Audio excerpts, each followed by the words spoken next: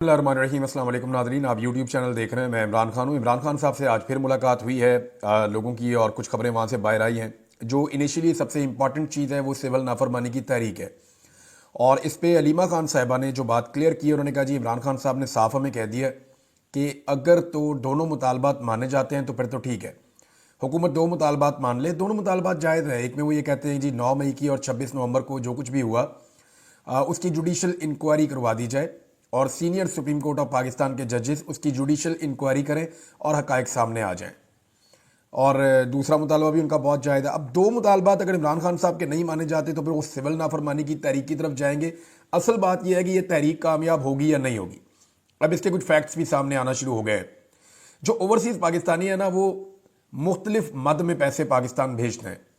Number एक, पैसे का एक हिस्सा वो है जो अपने घर वालों की ज़रूरियात के लिए भेजा जाता है। जितना ज़रूरी है उतना पैसा वो भेज देते हैं। मिसाल के तौर पे अगर घर वालों की ज़रूरत 100 रुपये है तो वो 100 रुपये उन्होंने भेजना होता है, लेकिन इसके ऊपर इजाफी पैसा भी भेजते हैं बहुत सारे ओवरसीज़ पाकिस्तानी। उनमें से कुछ पैसा वो होता है जो पाकिस्तान के अंदर सेविंग करते हैं, या पाकिस्तान के अंदर चीज़ें परचेज़ करते हैं, या यहाँ पे जायदादें या प्रॉपर्टीज़ खरीदते हैं।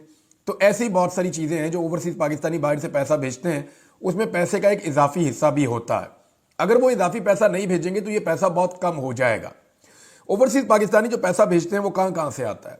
लेकिन जो सबसे ज़्यादा पैसा आता है वो सऊदी अरब से आता है, और गल्फ़ ममालिक से जितना पैसा आता है पाकिस्तान में, पाकिस्तानी यहाँ बहुत बड़ी तादाद में है। पाकिस्तानियों की अक्सरियत जो ओवरसीज़ पाकिस्तानियों की है वो अरब ममालिक में रहती है।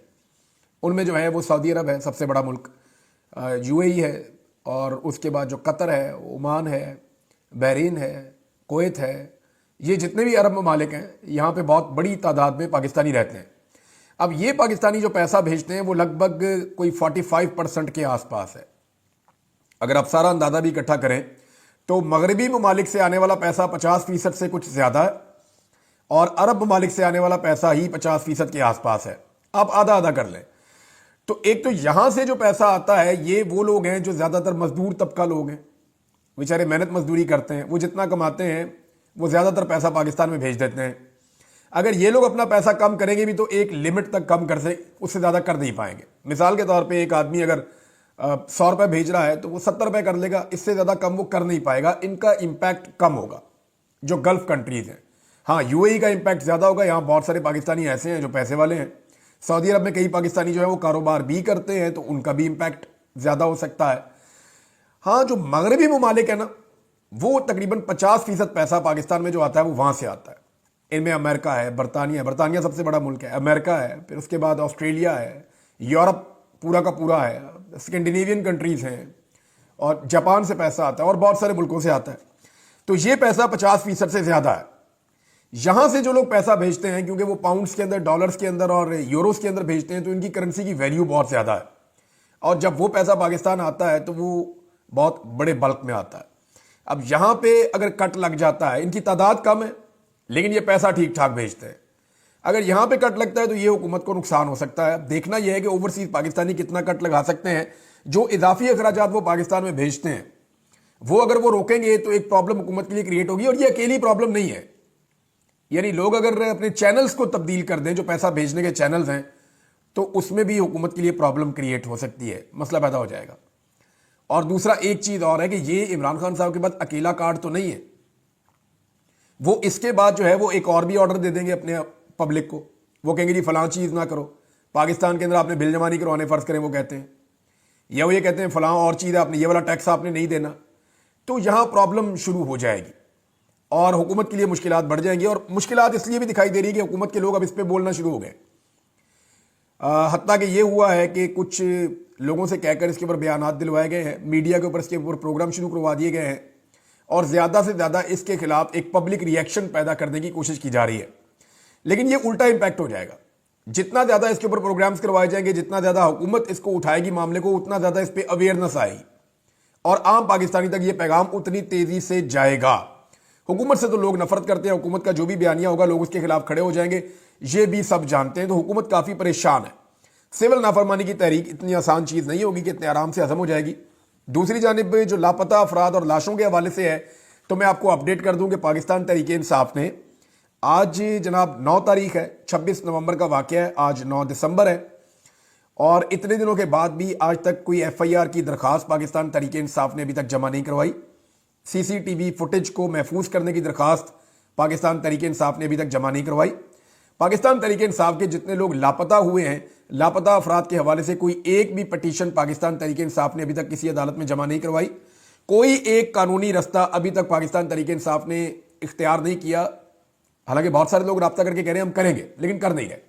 اور جو پولیٹیکل کمیٹی سے مجھے انفارمیشن ملی ہے, میں نے 4-5 لوگوں سے بات کی تو انہوں نے مجھے آف دی ریکارڈ بتایا, انہوں نے کہا جی ہم اپنی قیادت سے جب بات کرتے ہیں اس بارے میں, انہیں جب بار بار یہ پوچھتے ہیں کہ آپ یہ کیوں نہیں کر رہے, تو وہ یہ ہمیں جواب دیتے ہیں کہ کر لیتے ہیں, دیکھ لیتے ہیں, لیکن ان کے ایٹیچیوڈ سے ہمیں ایسا لگتا ہے کہ وہ یہ کرنے میں ولنگ نہیں ہے. جو پاکستان تحریک انصاف کی باہر قیادت موجود ہے وہ شاید اس رستے پہ چلنا نہیں چاہتے کہ جو شہداء ہیں ان کو انصاف دلوایا جائے یا اس میں قانونی رستہ اختیار کیا جائے. اب جو چیئرمین ہے بیرسٹر گوہر, انہوں نے ایک سٹیٹمنٹ دیا, یہ بہت امپورٹنٹ ہے. انہوں نے یہ کہا کہ ڈی چوک سے لاپتہ 200 افراد کی فہرست ہماری تیار ہو گئی ہے, جبکہ عمر ایوب صاحب نے یہ کہا کہ 200 افراد سے زیادہ ہیں. لیکن پہلا جو سٹیٹمنٹ آیا تھا وہ سینکڑوں لوگوں کا تھا, لیکن اس کے بعد پھر شیر افضل مروت صاحب نے کہا کہ 107 کے قریب لوگ کنفرم ہو چکے ہیں. پھر بعد میں بتایا گیا 140 کے قریب لوگ جو ہیں وہ کنفرم ہو چکے ہیں, وہ لاپتہ, ان کا کوئی پتہ نہیں چل رہا. پھر پتہ چلتا ہے کہ ان کی تعداد بڑھتے بڑھتے اب بیرسٹر گور کہہ رہی ہے کہ جیسے جیسے تحقیقات کر رہے ہیں ہم, اب یہ 200 کے قریب ہے. عمر ایوب 200 سے زیادہ کا کلیم کر رہے ہیں. انہوں نے کہا یہ رپورٹ ہم عمران خان کو دیں گے. میڈیا نمائندوں سے بات کرتے ہوئے بیرسٹر گور نے کہا کہ پی ٹی آئی نے ڈی چوک احتجاج کے دوران 200 مسنگ پرسنز کی فہرست تیار کر لی ہے, جس پر پی ٹی آئی اپنا کام کر رہی ہے. یہ معاملہ ہر فورم پر ہم اٹھائیں گے اور اس کی رپورٹ عمران خان صاحب کو دیں گے. اچھا, یہ اب بیرسٹر گور صاحب نے بہت کلیئرلی بتا دیا 200 افراد کا, لیکن ان کے نام ابھی تک سامنے نہیں آئے, نہ ان کے علاقوں کے نام, نہ ان کی وابستگی, ان کے نام کیا ہے, ولدیت کیا ہے, ایڈریس کیا ہے, قومیت کیا ہے, اور یہ کس طرح اغوا ہوا, کس کے قافلے کے ساتھ آیا. یہ تفصیلات ساری آنی چاہیے. اور ہیبیس کی پٹیشن جو ہیں جو عدالت کے اندر ہوتی ہیں جب کوئی آدمی لاپتہ ہو جائے, مثال کے طور پہ اللہ نہ کرے اگر بیرسٹر گھوڑ لاپتہ ہو جائیں تو ان کا بیٹا 2 گھنٹے کے اندر کر دے گا جا کے ہیبیس کی پٹیشن.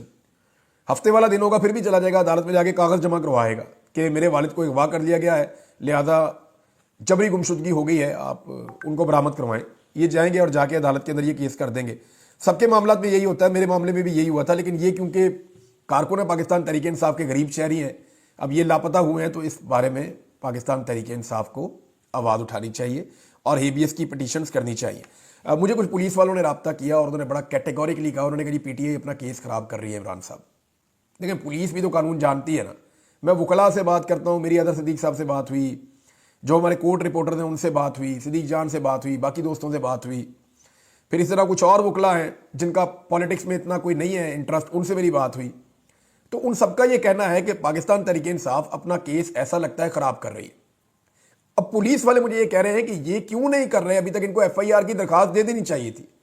اور میں نے کہا جی آپ نے ایف آئی آر دینی نہیں. اب وہ جو بیچارے پولیس والے ہیں وہ اپنا نام نہیں بتانا چاہتے, لیکن وہ یہ کہتے ہیں کہ عمران بھائی ایف آئی آر کی درخواست قانونی نقطہ نظر سے آ جانی چاہیے, ہم ایف آئی آر دیں یا نہ دیں, یہ وہاں پہ آئیں اور اپنی ایف آئی آر کی ایک درخواست دیں اور ہم سے رسید لے کر جائیں کہ انہوں نے اپنی درخواست دے دی تھی, اس تاریخ کو دے دی تھی. یہ جتنا ڈیلے کرتے جا رہے ہیں یہ اپنے کیس کو قانونی نقطہ نظر سے کمزور کرتے چلے جا رہے ہیں. اس کے بعد یہ سوال اٹھایا جائے گا کہ موقع جو واردات ہے جس جگہ پہ یہ سب کچھ ہوا ہے وہ تو بالکل صاف ہو گیا, اس کو تو کھلے ہوئے 2 ہفتے ہو گئے, تو اب کیا تحقیقات ہوں گی. لہذا یہ اپنے کیس کو بہت تیزی سے خراب کر رہے ہیں. یہ ایون پولیس والے آف دی ریکارڈ اب یہ کہنا شروع ہو گئے ہیں. ایک اور چیز ہے ناظرین, عادل بزئی, اس کے بارے میں جو ہے وہ نواز شریف صاحب نے کوشش کی اس کو ڈی سیٹ کر دیا جائے, کیونکہ عادل بزئی کے مطابق وہ جیتا تھا عمران خان صاحب کے ووٹ لے کر, اس کو زبردستی شامل کر دیا گیا پی ایم ایل این کے اندر. انہوں نے کہا جی ووٹ ڈالو آئینی ترمیم کے حق میں, اس نے نہیں ڈالا, اور پھر اس کا گھر بھی توڑ دیا, اس کے پلازے بھی توڑ دیے, اس کا سارا کاروبار تباہ کر دیا, اس کی ہر چیز کو برباد کر دیا. لیکن وہ آدمی وہ ایسا نرکا بچہ, اس نے کہا نہیں میں نہیں کرتا ہوں, میں نے عمران خان کے نام کا ووٹ لیا ہے, میں اس کا سودا نہیں کروں گا. اور اس کے پیچھے عادل بزئی کا جو والد ہے اس کا بڑا کردار ہے. مجھے بہت سارے لوگوں نے بتایا کہ اس کے والد نے یہ کہا کہ ڈٹ جاؤ, کوئی بات نہیں ہے, جتنا نقصان ہوگا اللہ تعالیٰ بھر دے گا بعد میں, اللہ بڑا مہربان ہے, پہلے بھی اس نے دیا. بہرحال ہوا یہ کہ عادل بزئی کو سیٹ واپس مل گئی سپریم کورٹ آف پاکستان کے ذریعے سے. جو فیصلہ کیا تھا الیکشن کمیشن آف پاکستان نے ان کو ڈی سیٹ کرنے کا اور وہاں پہ دوبارہ الیکشن کروانا چاہ رہے تھے, وہ فیصلہ معطل کر دیا سپریم کورٹ آف پاکستان نے، اور فی الحال عادل بدوی کو اس کی سیٹ واپس مل گئی ہے۔ یہ کیس آگے فردر چلتا رہے گا۔ فضل الرحمان صاحب کا ایک ایشو چل رہا ہے حکومت کے ساتھ ناظرین، اس پہ آنے والے دنوں میں ٹاک شوز ہوں گے، زیادہ ہوں گے، بڑی گرما گرم بحث ہوگی، بہت زیادہ ہوگی، حکومت اس کے اوپر فوکس کرے گی، بہت زیادہ کرے گی، اپوزیشن بھی اس کے اوپر فوکس کرے گی، بہت زیادہ کرے گی، سارے اس کے اندر اپنے آپ کو انگیج کریں گے۔ یہ کیا ہے میں آپ کو بتا دیتا ہوں۔ یہ معاملہ 2019 میں سیٹل ہو گیا تھا، مدارس کی رجسٹریشن والا۔ ابھی جان بوجھ کر اس گڑے مردے کو اکھاڑا گیا کہ کچھ نہ کچھ ایسا کیا جائے کہ 26 نومبر کو جو کچھ بھی ڈی چوک میں سانحہ ہوا اس سے توجہ ہٹانے کے لیے ایک نئی ایکٹیویٹی پاکستان میں جنریٹ کی جائے۔ اس ایکٹیویٹی کے لیے ایک مرتبہ پھر مولانا فضل الرحمان صاحب کی خدمات حاصل کی گئی ہیں، ایسا لگتا ہے۔ دیکھیں، فضل الرحمان صاحب کے ساتھ ایک زیادتی بھی ہو رہی ہے۔ فضل الرحمان صاحب کو چھیڑا گیا، فضل الرحمان صاحب پھر میدان میں آ گئے ہیں، اور ہمیشہ فضل الرحمان صاحب نے سسٹم کو ریسکیو کیا۔ وہ اپنے گلے شکوے کرتے رہتے ہیں، ان کے گلے جائز ہیں کہ جب ان سے اتنی بڑی قربانی لی، ان سے اتنا بڑا رجیم چینج کروایا، ہر چیز میں انہیں شامل کیا، تو پھر انہیں اتنی سیٹیں کیوں نہیں دی گئیں، انہیں اقتدار میں اتنا بڑا حصہ کیوں نہیں دیا گیا۔ ان کا یہ شکوہ جائز ہے، لیکن پھر بھی مولانا فضل الرحمان صاحب سسٹم کے بینیفیشری ہیں اور سسٹم میں اپنے آپ کو کمفرٹیبل فیل کرتے ہیں۔ سٹیٹس کو جو ہے، فضل الرحمان صاحب ایکچولی خود سٹیٹس کو ہیں، وہ اس کو پسند کرتے ہیں۔ تو فضل الرحمان صاحب جو ہے انہوں نے اس کے اوپر اپنی سیاست شروع کی ہے دوبارہ مدارس کے معاملے پہ، اور بلا وجہ ایک ایسا معاملہ جو سیٹلڈ ہے اس کو حکومت اس لیے چھیڑ رہی ہے تاکہ ذرا تھوڑی سی ہلجل ہو، اور 26 نومبر میں جو کچھ بھی قتل عام ہوا اس سے توجہ ہٹ کے ادھر آ جائے۔ اب یہ توجہ ہٹانے کے علاوہ کچھ نہیں ہے۔ حکومت اپنے کچھ علماء سامنے لے کر آئی ہے۔ مولانا فضل الرحیم صاحب سے ملاقات کی ہے وہاں پہ وزیر داخلہ نے، اشرفی صاحب سے وہاں پہ مسجد میں، غالباً وہیں پہ گئے تھے ملاقات کرنے کے لیے۔ وہ ایک ملاقات ہوئی ہے، کچھ اور چیزیں بھی ہو رہی ہیں، مدارس کے معاملے پہ یہ ہوگا وہ ہوگا، کچھ بھی نہیں ہے۔ یہ بالکل ایک پیٹی ایشو ہے، ایک ٹیبل پہ بیٹھ کے فوراً حل ہو جائے گا۔ لیکن اس کے بہانے اب فضل الرحمان صاحب سخت سٹیٹمنٹس دے رہے ہیں، اس ایشو کو لے کر وہ ایک لانگ مارچ پلان کر رہے ہیں۔ ممکن ہے کہ ایک لانگ مارچ ہو بھی جائے۔ اب وہ جو کارکن آئیں گے وہ تو مذہبی اور ملی جذبے کے ساتھ آئیں گے نا، ان کو تو آپ بلیم نہیں کر سکتے، لیکن پیچھے گیم کیا ہے کسی کو پتہ نہیں ہے۔ یہ جو قتل عام ہوا ہے ڈی چوک کا، یہ گلے پڑا ہوا ہے اور پوری دنیا کے اندر اس کی آواز اٹھ رہی ہے۔ اس آواز کو دبانے کے لیے حکومت ایک نئی چیز کھڑی کر رہی ہے تاکہ تھوڑی سی توجہ ہٹے اور معاملہ کسی اور طرف چلا جائے۔ ناظرین، ایک اور چیز ہوئی ہے، شہید ارشد شریف صاحب کا کیس ہے، سپریم کورٹ آف پاکستان میں لگا۔ ایک تو وہ آئینی مسئلہ نہیں ہے، آئینی بینچ کے اندر کیس یہ بھی چلا گیا۔ اب ہر وہ چیز جو حکومت کو پریشان کرتی ہے یا اسٹیبلشمنٹ کے لیے کسی قسم کی پریشانی کا باعث بن سکتی ہے، وہ سیدھی جاتی ہے آئینی بینچ کے سامنے۔ تو ارشد شریف شہید صاحب کا کیس بھی وہاں پہ چلا گیا۔ اب اس کیس کے اندر پتہ چلا کہ کینیا جو ہے وہ میوچل لیگل اسسٹنس کے ڈاکومنٹ سائن کروانا چاہتا ہے پاکستان سے، انہوں نے ابھی تک کیے ہی نہیں ہوئے۔ تو عدالت جب اس بارے میں استفسار ہوا تو پتہ چلا جی اب کل کر دیں گے، تو پھر کینیا کے ساتھ مل کر کوئی جوائنٹ کام آگے بڑھے گا۔ 2 سال سے زیادہ ہو گئے اور ابھی تک اس کیس کے اندر MLA سائن نہیں کیا گیا کینیا کے ساتھ۔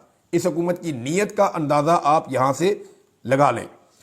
قمر میکن صاحب والا معاملہ اور دیگر جو صحافیوں کو ہراساں کیا جا رہا ہے وہ والا معاملہ بھی عدالت میں اٹھایا گیا صحافیوں کی جانب سے۔ یہ دوسرا کیس ہے اور از خود نوٹس لیا ہوا تھا عدالت نے۔ وہ جس مطیع اللہ جان کے لیے یہ کیس شروع ہوا تھا چند سال پہلے، 3 سال پہلے، وہ مطیع اللہ جان کو پہلے 5-6 گھنٹے گواہ کیا گیا، اس کے بعد وہ چھوٹ کر آئے، یہ کیس چل پڑا، آج تک ان کو انصاف نہیں ملا۔ اچھا، انصاف ملنا تو دور کی بات ہے، وہ مطیع اللہ جان دوبارہ گواہ ہو گئے، دوبارہ انہیں جبری طور پہ لاپتہ کر دیا گیا، پھر وہ بازیاب بھی ہو گئے اور ابھی تک پچھلے والے کیس کا انصاف نہیں ملا۔ تو یہاں عدالت نے آرڈر دیا IG کو کہ دیکھیں جی یہ کیوں صحافیوں کو ہراساں کیا جا رہا ہے، اور لگاتار صحافیوں کو ہراساں کیا جا رہا ہے۔ کل رات کو ہم نے اس کے بارے میں ایک سوشل میڈیا کے اوپر سپیس بھی کی تھی اور اس معاملے کو ہم نے اٹھایا تھا۔ ایک چیز اور ہے ناظرین، علیمہ خان صاحبہ نے ایک شکوہ کیا ہے اور یہ بڑا جائز شکوہ ہے ان کا، اور انہوں نے کہا جی کہ عمران خان صاحب نے کہا تھا کہ محسن نقوی اور شہباز شریف کے خلاف FIR کروائی جائے، لیکن ابھی تک یہ FIR نہیں کروائی گئی ہے۔ یہ بہت امپورٹنٹ ہے ناظرین۔ دیکھیں، میں بار بار یہ بات کر رہا ہوں اور یہ کرتا رہوں گا میں، اس لیے کہ مجھے یہ بات کرتے رہنی ہے۔ وہ جو لوگ آئے تھے وہ میرے پاکستانی ہیں اور وہ پاکستان کے لیے نکلے تھے، وہ اس لیے نکلے تھے کہ انہیں لگتا تھا کہ ان کا لیڈر ان حالات سے انہیں نکالے گا، اور وہ وہاں پہ آئے، وہ وہاں پہ شہید کر دیے گئے۔ ابھی تک جو انہیں لے کر آنے والے تھے انہوں نے نہ FIR کروائی، نہ کوئی پٹیشن ڈالی، نہ کسی عدالت میں گئے، نہ ہی CCTV فوٹیج کو محفوظ بنانے کی کوشش کی گئی ہے۔ ایک خبر اور ناظرین، اور یہ بڑی انٹرسٹنگ ہے، یہ میں آپ کو جب خبر سناؤں گا نا تو آپ حیران ہو جائیں گے، اور یہ قیامت کی نشانی ہے۔ یعنی آپ شہباز شریف صاحب کا، مریم نواز کا اور آصف علی زرداری صاحب کا سٹیٹمنٹ سننے والے ہیں، اور یہ سٹیٹمنٹ کسی اور چیز پر نہیں ہے۔ یہ स्टेटमेंट करप्शन के खिलाफ है। आया ना मजा, झटका लगा होगा आपको। ये सुने जरा आप। शहबाज शरीफ, जो लोग ताकत का गलत इस्तेमाल करते हैं और आवाम की मेहनत से कमाई गई आमदनी लूटते हैं, उन्हें अपने अमाल के नताइज का सामना करना पड़ता है। हुकूमत अकेले करप्शन से नहीं लड़ सकती। पाकिस्तानियों, आओ मिलकर खड़े हों। जनाब, ये शहबाज शरीफ साहब का स्टेटमेंट है करप्शन के बारे में। आपको सुन के थोड़ी सी हैरत हुई होगी। अब शहबाज शरीफ साहब का जरा एक और स्टेटमेंट है, वो भी करप्शन के बारे में सुने, और फिर जरा जरदारी साहब का सुने। जरदारी साहब कहते हैं करप्शन के खिलाफ आलमी दिन पर के मुआशरे से करप्शन की आदत खत्म करने के लिए कोशिशें जारी रखना होंगी। ये जनाब आपको कह दिया जरदारी साहब ने, करप्शन के खिलाफ उनका स्टेटमेंट आया। अब मरियम नवाज का स्टेटमेंट आने से पहले एक दफा शहबाज शरीफ का एक और स्टेटमेंट है। नौजवान नस्ल करप्शन के खात्मे और शफाफ निज़ाम के क़याम में कलीदी किरदार अदा कर सकती है। बदउनवानी अवाम को मसावी मौक़े और मुनसिफाना हुक्मरानी के फ़वाइद से महरूम रखती है। ये शहबाज शरीफ साहब का जनाब पैगाम है। अब ज़रा आप मरियम नवाज का पैगाम सुन लें। करप्शन सिर्फ इखलाकी जवाल नहीं है, कौमी तरक्की का कातिल भी है। हमारी मंजिल बदउनवानी से पाक खुशहाल पाकिस्तान है। ये मरियम नवाज का स्टेटमेंट आ गया। अब ज़रा इन तीनों के कारनामे आप चेक करें। आसिफ अली जरदारी साहब को तो सारी दुनिया जानती है कि करप्शन के खिलाफ उनके क्या जज्बात हैं और उनके बारे में लोग क्या समझते हैं। आलमी अखबारात में इंटरनेशनल लेवल की खबरें उनके बारे में छप चुकी हैं। और हाल ही में जो है वो बहुत सारा टीटी स्कैंडल आपको याद है ना। आपको ये भी याद होगा कि अयान अली मॉडल, फिर आपको ये भी याद होगा कि बहुत सारे जाली अकाउंट, फालूदे वाले का अकाउंट, रेडी वाले का अकाउंट, वो बहुत सारी चीज़ें आपको याद है ना। बस ये आप इतना याद रखें। शहबाज शरीफ साहब वो आदमी है कि इनके चपड़ासियों के अकाउंटों के अंदर से अरबों रुपए निकल रहे थे, और मकसूद चपड़ासी जो है वो दुबई में पुरस्कार तौर पे फौत भी हो गया। ये भी आज तक कभी किसी को इसका जवाब नहीं है किसी के पास। तो शहबाज शरीफ साहब का अपना टीटी स्कैंडल आप वो भी आप ध्यान में रखें। और मरियम नवाज करप्शन के खिलाफ बात कर रही हैं। आप अंदाजा कीजिए, ये वो खातून है जिन्होंने कहा मेरी बरतानिया तो क्या पाकिस्तान में भी कोई प्रॉपर्टी नहीं है, मैं तो बड़ी बेबस हूँ, मेरे पास तो कुछ भी नहीं है। और बाद में बताया जी मैं तो इसकी बेनिफिशियरी ऑनर हूँ। फिर जाली कैलिबरी फोन अपनी करप्शन छुपाने के लिए इन्होंने उसके अंदर एक लेटर लिख के भी डाल दिया। तो ये करप्शन से लुथड़े हुए लोग करप्शन के खिलाफ लेक्चर दे रहे हैं। यानी ये कभी आपने सोचा था? इससे बड़ा मजाक और इससे बड़ा लतीफा हो नहीं सकता। बहरहाल मरियम नवाज पहुंची है जी वहां पे चीन में। मुझे समझ नहीं आ रही इनके दौरे का मकसद क्या है। एक वजीर आला को चीन क्यों जाना है? एक वजीर आला को चीन क्यों जाना है? ना वो कोई खारजा पॉलिसी बना सकते हैं उनके साथ, ना वो कोई और चीज कर सकते हैं। हाँ, ये देख सकते हैं कि अपने सूबे के लिए कोई सामान खरीदना हो तो अपने बजट में कोई पैसा वहां शिफ्ट करके वहां से कोई सामान लाना हो, सौदेबाजी करनी हो तो वो ठीक है। अब मरियम नवाज जब पहुंची तो जनाब इन्होंने लगा दिया ट्विटर पे तस्वीरें कि बड़ा इस्तकबाल हो गया मरियम नवाज का। तो वो गौर से जब वो तस्वीरें सारी देखी तो पता चला कि मरियम नवाज साहबा को फूल भी अपनों ने पेश किए, और वहाँ जो लोग इस्तकबाल करने आए हुए थे उनमें ज़्यादा लोग वही थे जो पाकिस्तानी वहाँ पे मौजूद थे। उनको लाया गया, उनसे इस्तकबाल करवाया गया, क्योंकि चाइनीज़ जो है उन्होंने ज़्यादा मुंह नहीं लगाया। और वो जो एक चाइनीज़ है जिसको बार बार कह रहे हैं कि वो उनकी रूलिंग पार्टी का कोई ओहदेदार है, यानी किसी पार्टी का कोई ओहदेदार है, अननोन सा आदमी है, उसको गूगल कर करके हम थक गए, वो पता नहीं चल रहा बंदा कौन है। उसकी शक्ल को हर एंगल से डाल के देखा, पता नहीं चलता बंदा कौन है। यानी एक अननोन आदमी, ऐसा लगता है चाइना ने बदला लिया इनसे, और एक ऐसा बंदा भेजा, उन्होंने कहा ढूंढते रह जाओगे तुम्हें नहीं पता चलेगा ये कौन है। और हत्ता के पाकिस्तान टेलीविजन के ऊपर जो चला उन्होंने भी उसका नाम नहीं बता पाए। वो भी ये बता रहे हैं कि ये है कोई बंदा, लेकिन कोई बड़ा बंदा है जिसने मरियम नवाज का इस्तकबाल किया, और छोटा सा आदमी है। और वो ऐसा लग रहा था कि जैसे कोई कॉमेडी शो चल रहा है। ये वहाँ गई हैं और अब फैक्ट्रियों को विजिट कर रही हैं। आप कोई भी वहाँ जाएगा ना चाइना में, और वो कहेगा कि मैं कुछ चीज़ें खरीदना चाहता हूँ, तो वहाँ फैक्ट्रीज विजिट करवाती हैं। आप जिस मर्जी फैक्ट्री में जाएँ, उन्होंने अपना पूरा एक डिस्प्ले का एरिया बनाया हुआ होता है। वो आपको ले जाते हैं, आपको ट्रैक्टर दिखाएंगे, मशीनें दिखाएंगे, आपको चीज़ें दिखाएंगे, टेक्नोलॉजी दिखाएंगे, और आपको कहेंगे आप अपने मुल्क में खरीद कर ले जाएँ, बल्क में आप ले लें, हम आपको ये वाला सहूलत भी दे देंगे, आपको वहाँ पे पहुँच भी दे देंगे, और इसमें अगर कोई कमीशन वमीशन की बात करना चाहे तो वो वाली बात भी वो दे नेवर माइंड। वो जिस तरह का मुल्क होता है वो उस तरह की डीलिंग करते हैं। चाइनीज़ का ये है। अब मरियम नवाज जो है वो 8 दिन चीन में क्या करने गई हैं, इसके बारे में खोज लग रही है। बहुत जल्दी आपको पता चल जाएगा कि एक्चुअली वो वहाँ पे लेने क्या गई हैं।